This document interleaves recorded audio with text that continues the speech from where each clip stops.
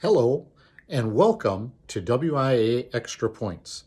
I'm Tom Shafransky, WIA Assistant Director and Golf Liaison, here with the first edition of Extra Points for the golf seasons.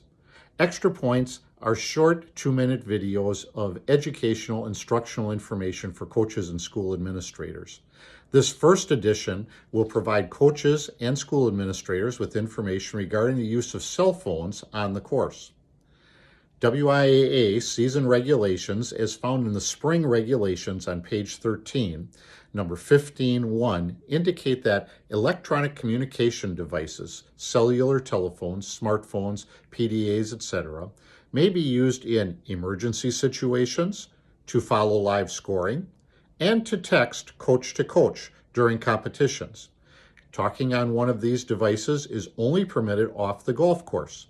Violations will be considered unsportsmanlike conduct that are to be reported to the tournament manager. The consequences of these actions include, for coaches, a 2-stroke penalty that's applied to the team score. For spectators and for players, the first violation is a warning. If a second violation occurs with a player, it is a 2-stroke penalty. Due to the disruptive nature of talking on an electronic device and what it causes, coaches and school administrators should identify areas where talking is allowed. One of these areas is the clubhouse area, where electronic communications for conversations can occur. Courses or host schools can also identify other designated areas on a course where talking on a cell phone can take place. More and more talking is being allowed, and players and coaches and parents and spectators should be made aware of disruptive outburst situations that take place from time to time that no one can control, nor are deliberated. A car backfiring, for instance, a loud applause or celebration due to a great shot like a hole-in-one are some of the examples of people talking on a golf course. Simply put, it happens, and there is no relief or no do-overs when it does occur.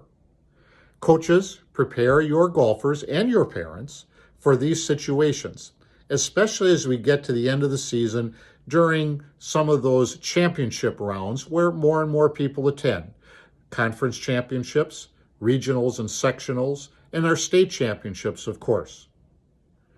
Texting and emailing advice is something that coaches are allowed to do, coach to coach on your team.